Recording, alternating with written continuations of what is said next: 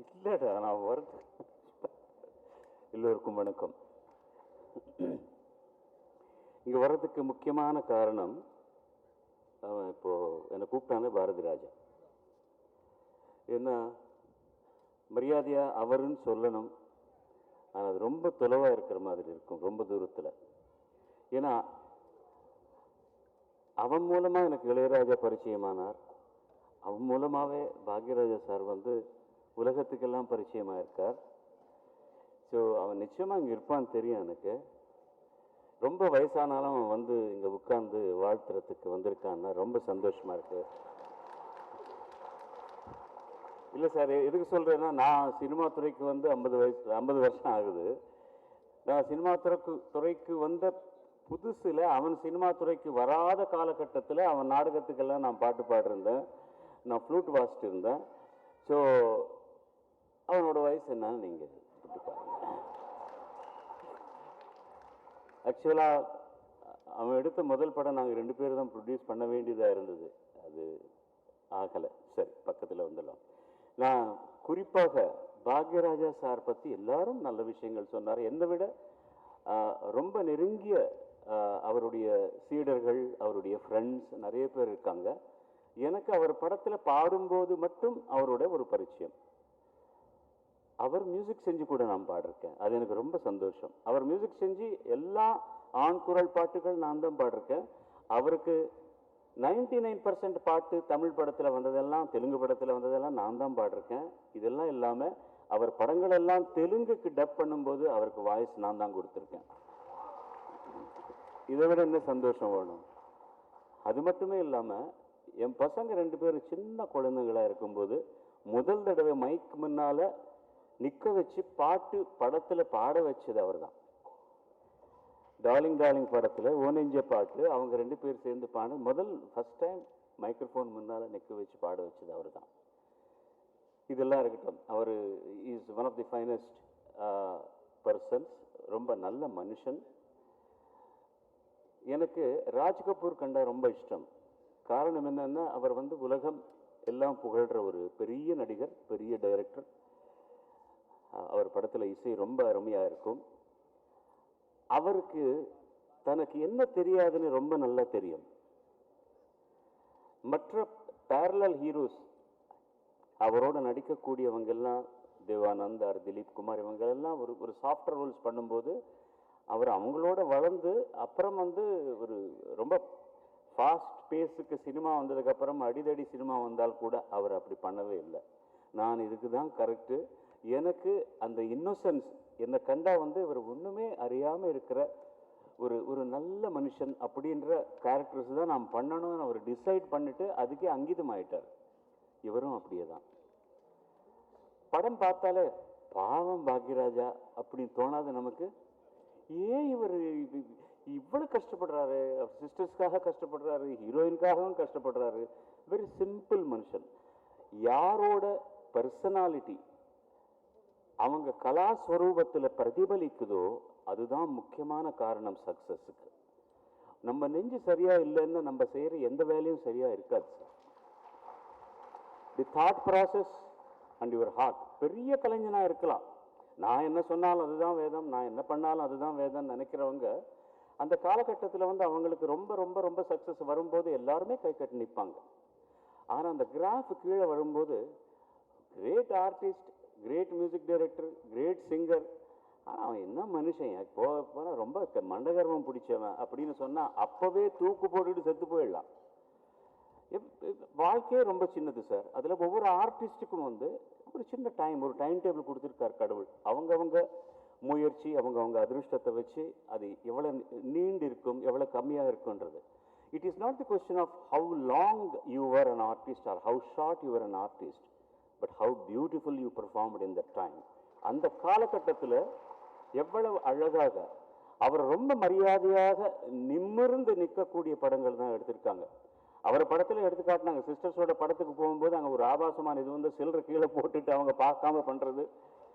மரியாதையான commercial cinemas அதுதான் முக்கியமானது. I still remember Saravana சாரங்கிட்ட சொல்லும்போது, எதுவுமே வந்து அங்கே இம்ப்ரவைஸ் பண்ணுறதோ செட்டுக்கு வந்ததுக்கப்புறம் இங்கே இப்படி பண்ணலாமா அப்படி பண்ணலாமா நல்ல ஐடியா வந்தாலும் பண்ணுறதோ கிடையவே கிடையாது. ஸ்கிரிப்ட் ரெடி ஆனால் தான் அவர் செட்டுக்கு வருவார். ப்ரொடியூசருக்கு வந்து ஸ்கிரிப்ட் கொடுத்ததுக்கு அப்புறம் தான் அவர் படம் தொடக்கமே நடக்கும். And one Raj Kapoor, one தேவானந்தோட brother Goldie Vijay Anand, plus Singeetam Srinivas Rao, mister Bhagyaraja, the best screenplay writers, the best screenplay writers. Chandrasekhar sir சொன்ன மாதிரி கதை ரொம்ப அழகான கதை தான் முக்கியம், எல்லாருமே அதுதான் தி நியூக்ளியஸ் பாயிண்ட். பட் எப்படி சொல்றது திரை மேலே, அது முக்கியமான விஷயம். தி ஸ்க்ரீன் பிளே ஐ திங்க் அந்த படவா நல்லா சொல்லி கொடுத்தான்னு நினைக்கிறேன் பக்கத்தில் இருக்கும்போது. எத்தனை படத்துக்கு வேலை செஞ்சாரோ தெரியல, ஆனால் அதுக்கப்புறம் he has become his own. ஒரு கக்கூன்ல வந்து வெளியே வருதுன்னு சொல்றான். நம்ம ஒருத்தரோட பிரபாவம், அந்த பிரதிபலிப்பு நிறைய இருக்கும் சீடர் மேல, குரு டெஃபினட்டா இருக்கும். பாலமுரளி சார், கிருஷ்ண சார் கிட்ட வந்து சிஷ்யரிகம் பண்ணவங்க எல்லாம் பாடும்போது தெரியாதனமா அவர் மாதிரியே பாடுவாங்க, அது வந்துடும் அப்படியே. ஆனா இவர் அதிலிருந்து வெளியே வந்து தனக்குன்னு ஒரு ஒரு பிரத்யேகமான ஒரு ஒரு ஸ்பெஷல் பாணியில படம் எடுக்க ஆரம்பிச்சார். That is the success. And he always made films for families. அதுதான் சார் முக்கியமான விஷயம். யாரோ ஒருத்தர் போய் பார்த்தா படம் சக்சஸ் ஆகுமா? 100 நாள்ல இருந்து இப்போ 4 வாரம் போனா போதும் அப்படின்ற ஒரு ஒரு நிர்ணயத்துக்கு வந்துட்டோம் நம்ம எல்லாம். காரணம் எது இருந்தாலும் பரவாயில்ல. பட் திரும்ப திரும்ப ஆடியன்ஸ் பார்க்கணும், குடும்பத்தில் இருக்கிற எல்லாரும் ஒரு ரோ எல்லாம் ரிசர்வ் பண்ணிட்டு பார்க்கணும் படங்கள் அப்படின்ற வகையில அந்த வரிசையில படம் எடுத்தவர் பாக்யராஜா சார். எல்லாத்துக்கும் மிஞ்சி நல்ல மனுஷன் sir. such a wonderful person, very simple man. அவர் வேலை மட்டும் அவரை பற்றி பேசியிருக்கு தவிர அவரை பற்றி அவர் எப்பவுமே பேசுனது கிடையாது. ஒரு கான்ட்ரவர்சியில நான் அவரை பார்த்ததும் கிடையாது. நாங்கள் 2 பேர் சேர்ந்தும்போது பேசுகிற தெலுங்கு கேட்டிங்கன்னா ரொம்ப தமாஷாவாக இருக்கும். such a wonderful person. அதனால இன்னைக்கு ரொம்ப இக்கட்டான சூழ்நிலை எனக்கு இருந்தாலும் எனக்காக எத்தனை தடவை ஃபோன் பண்ணியிருக்கார் பார்த்திபன் சார், நான் அவரோட பேசவும் முடியல. And Mrs Bhagyaraj also called me. And அவருடைய சீடர் அப்படின்னு சொல்றதுக்கு இதை விட வேற என்ன சார் அத்தாட்சி வேணும்? that we have one beautiful Parthiban. ஒரு அவருடைய படத்துக்கு இசை வெளியீடு ஃபங்க்ஷன் வந்து ஒரு குரு பூஜையாக செய்கிறவர். அது அவருடைய சம்ஸ்காரம், அவருடைய பண்பு.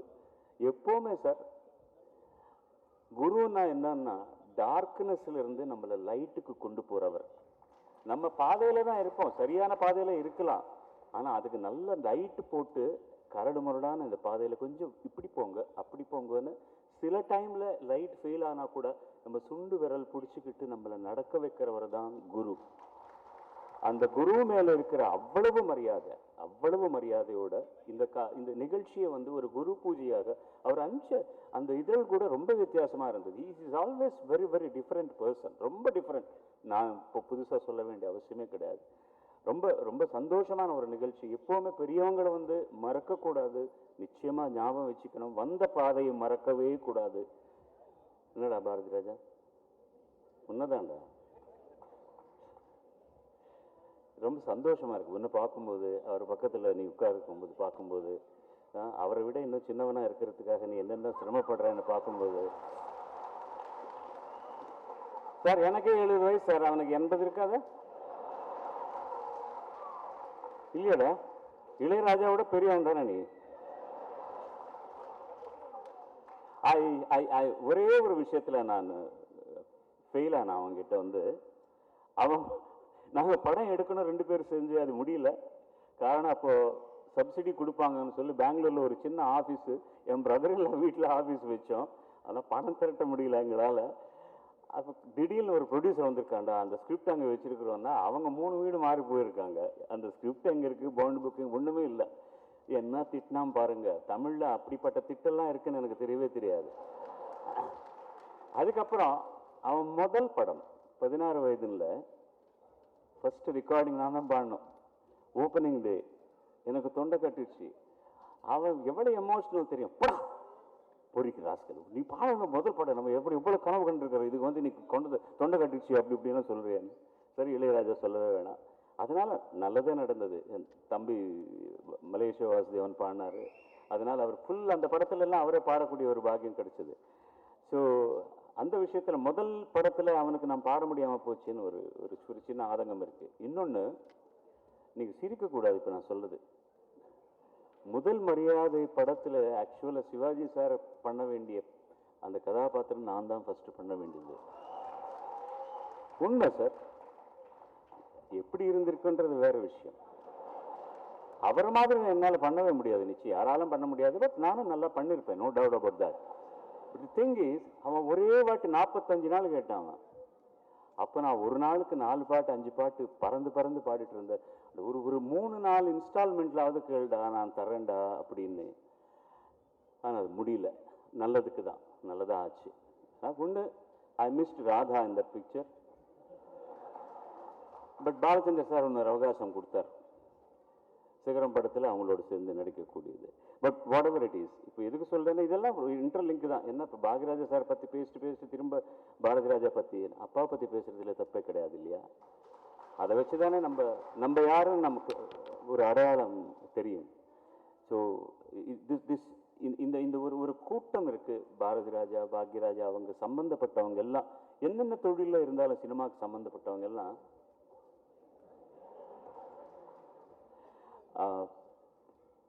such nice human beings. அவங்க அந்த ஆர்டிஸ்ட்டு, பெரிய பெரிய விருதுகள் வந்திருக்கலாம், நல்ல மனிதர்கள் சார்.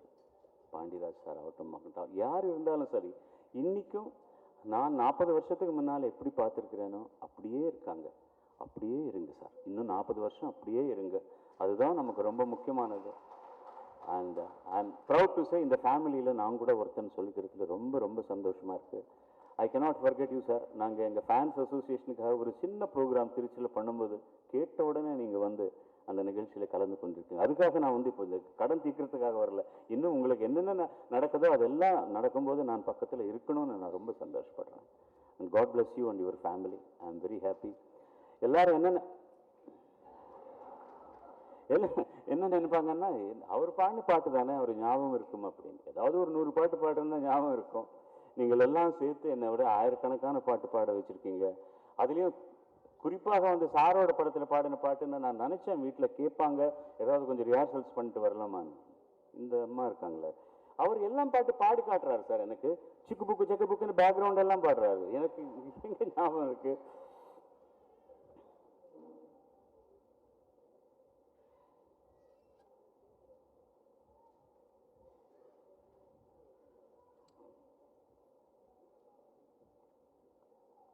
ஞாபகம் இருக்கிற வரைக்கும் பாடுறேன். ஆனால் இது நிச்சயமாக உன்னை பற்றி தான் போல தெரியுதுடா பாட்டு இப்போ நான் நினைக்கும் போது. ஆமாண்டா, நிச்சயமாக சாரோட படத்தில் பாடின பாட்டு தான். சின்னஞ்சீரு கிளியே சித்திர பூவிழியே, சின்னஞ்சீரு கிளியே சித்திர பூவிழியே, உன்னை எண்ணினாலும் உள்ளம் தடுமாறும் வேதனை தானடா, வேடிக்கை பாரடா, சின்னஞ்சிறு கிளியே சித்திர பூவிழியே. இதை விட ஜாஸ்தியாக பாடி என் மரியாதையை நான் கெடுத்துக்க தயாராக இல்லை.